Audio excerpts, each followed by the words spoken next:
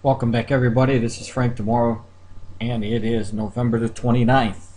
And if you just found my YouTube channel, please, I invite you to go to my website, BibleProphecyMan.com. And when you're there, you just scroll down and you'll be able to see my book here, and right below is a link. Click to the link, and you'll be able to download my book for free today. Now, the newest edition is October 28th, but this was a post that I put up on October 3rd of 2011, and I'm going to go right into it and tell you why I'm bringing you to this post right now. When we scroll down in that post, I want to show you something that I wrote to you about what was going to happen or what you should be looking for in the near future. And keep in mind that this is, I've had many warnings, and these warnings are coming to pass. Now, they're coming to pass only because I know what the Bible says, and I can project the future, and I know what to expect. And we are seeing those things that were warned to us. Now, in my video, or in my prophecy news update that I gave to you, I wrote this: signs leading the world to a one world economic system, which the Antichrist will rule over the Revelation in chapter 13, that is, in verse 16 through 17. And this is where I quote what the Lord said. And he causes all, both small and great, rich or poor, free and bond, to receive the mark in the right hand or in the foreheads, and that no man might buy or sell, say he that had the mark or the name of the beast or the number of the name. Now, in my post, I warned you this. In many of my previous posts, I warned you that if you watch the news, you will see and hear more news about a depression coming. Now, why is this important? Because I believe that one of the ways that the Antichrist will take control is that when there's a global catastrophe, economic catastrophe, crisis, that the world calls for one man or somebody to take care of the situation, and this is the man that will step up, and he's the man that Jesus warned us about. Now, it says, for example, in my post December 8th of 2008, this is what I wrote you. Earlier this year, I asked you to watch the news because you would start hearing more talk about a depression coming. Now, since 2008, the world has been fighting off going into an ongoing recession, but there is no question of global economic crisis has gotten much worse than 2008. Now, here we are in 2011, and you can see for yourself, if you followed any of the news, that what I warned you was actually taking place, and it's getting worse. Part of the birth pangs that Jesus talked about in Mark chapter 13, verse 8. In case you were not up to speed with the economic state of the world, check out this headline: Protectionism beckons as leaders push world into a depression.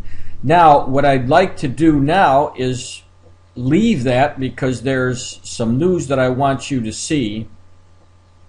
And it does happen as soon as I pull it up here. There is a video that I want you to listen to, all right? And when you listen to this video, you'll understand, because they are talking about what's happening in the European Union. The European Union is on the verge of collapse. I've shared with the people this morning that this is part of what we see in Scripture, that the revived Roman Empire would not hold together. It would not adhere, but there would be strong and weak nations within this last ruled empire. And the end result, or the bottom line, would be 10 kings from this old revived Roman Empire would give all their power over to one man, and he would be able to control the entire world, as Christ warned. Now listen to what this report has to say. Unemployment is around about 8.3% of the working age population are unemployed at the moment. The OECD expects that to go up to 9%, which would be the highest level since the early 90s. And there's a chance that it could go higher still if there is this euro crisis. And I think what was particularly striking today from this OECD report is more their diagnosis of the Eurozone's problems. A lot of different organisations around the world have looked at the Eurozone and said there are issues here. But so far, no one else has actually looked at what happens if this thing breaks up? And they talked about the consequences of a currency kind of breakup. And some of the words they use to describe it are truly concerning. I mean, they talk about banks going bust, they talk about serious kind of recession throughout the area, and they use the D word. They talk about a depression, and they talk about a deep depression, not just in the euro area, but across the world. And that really is something to be rather concerned about. All right, so if you don't want to listen to my warnings, maybe you'll listen to some of the warnings of the people in the financial systems around the world, because everyone can sense that something major is on the horizon. Now, knowing what the word of the Lord tells us, we know that this is going to happen. And there's no doubt in my mind when I told the people and I warned the people, you're going to hear more news about the global depression. I know what Jesus warned about. And the only way one man would be able to control the entire world is for something major to take place. And they're warning people about it now. In this article, it goes on to say the Organization for Economic Cooperation and Development has warned that an exit out of the Eurozone by some countries could cause wealth destruction and a global deep depression. So it's not just me warning you these. You're hoping that when you start to read the articles, pay attention to the news, and then being able to connect what the Lord showed us in His scriptures, then you'll understand why it is so important to keep your eyes on what's taking place in the news, because all of this news and all of this talk about depression is showing us that the times are very, very close. And if these times are close, that means that the rapture of the church, the exposure of this Antichrist man coming on the scene, is much closer indeed. So with that, let me move on now to some other, let me get you this. Now, this is an article that just came out, and it was today's news. You can see right here, the 29th.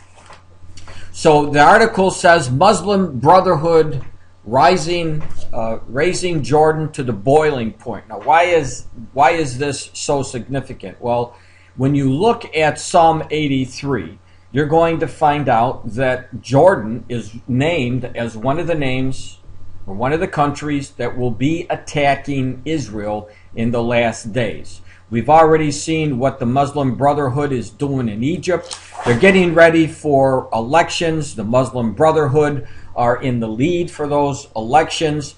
And if we know that Egypt is going to attack Israel, then you know that there's going to be a government that will be hostile to Israel. And that's what's happening.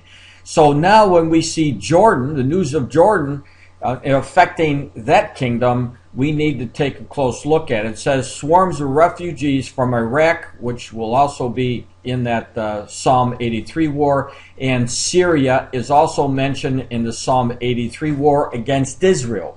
So all the boiling points for these specific countries named are in the Psalm 83, and they will eventually go down and try to take Israel out. Along with the rising Muslim Brotherhood may bring the Arab Spring to Jordan. All right, so we've already seen it in a lot of these other nations. We've seen it in the news, for some time now, that Bashar al-Assad is killing his people left and right. And eventually Syria, because we know from Isaiah chapter 17, verse 1, Syria is going to be destroyed. It says Damascus will be left in ruinous and heap. And keep your eyes on that, because we know that the situation in Syria, the way it is right now, soon that they will be dealt with. And that prophecy will be fulfilled. It says the growing reality of the nightmare of refugees from Iraq, from the Palestinian Authority, PA, and of course the Palestinian Authority is in the Gaza. We see that mentioned also in the Psalm that the Phoenicians, the modern day Palestinians, will be in the same area that they're in now. So when we see that the Palestinians are now, taking effect in Jordan, you better be paying attention. And from Syria, swarming across the borders to Jordan, along with the growingly influential, here again, the Muslim Brotherhood threatened the kingdom's stability, researchers said. Now, the Muslim Brotherhood is a very active, in case you don't know much about Bible prophecy, you don't know much about the Muslim Brotherhood, there is an Islamic extremist group, and they want to install Sharia law. And they have no tolerance from anyone else anywhere. Then they want to destroy anyone who does not believe in their God, Allah. So we know for a fact that the Muslim Brotherhood hates Israel and they want to destroy Israel. So if they already have their presence with the Palestinians, and they already now influencing in Jordan, which again are the nations in the Psalm 83, then put 2 to 2 together and you can see what the Holy Spirit is trying to tell you. The days are coming. The Lord is coming. These prophecies are going to be fulfilled soon. Now, within the kingdom and across 3 of its borders, unfolding developments carry far-reaching implications for the region in general and Jordan stability in particular, according to Odin Iran of the Institute of the National Security Studies. King Abdullah faced minor but unusual protests earlier this year, particularly from the Bedouin and other Arabs who previously fled Judea and Samaria and the Jordan Valley during the Arab-Israeli wars, as well as under the PA regime. Another ingredient in the boiling Jordanian pot is Iraq. The U.S. final withdrawal from Iraq may cause anarchy there, which in turn will increase the flow of Iraqi refugees to Jordan, he wrote. So we also see, again, as I mentioned, about the violence. But before that, it says more than 500,000 people fled Jordan in the wake of the 2003 U.S. invasion of Iraq, exacerbating economic demands and inflationary pressures, he added. Ongoing Sunni-Shia tensions might draw Jordan against its will into the conflict, as occurred in 2005 when the Jordanian suicide bomber killed 127 Iraqis.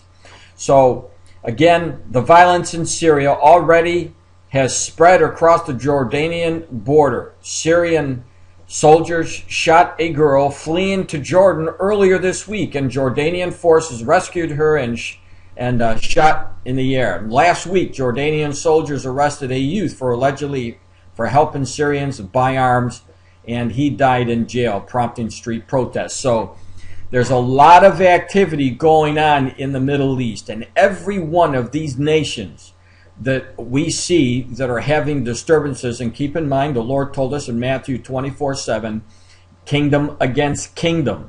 And this is another problem. We see Iran, who is one of the major players in Bible prophecy for the last days. They have a lot of influence, and you can see from this article today that Iranian protesters stormed the British embassy, burning the flags. They hate anybody that, as I said, does not go along with their system.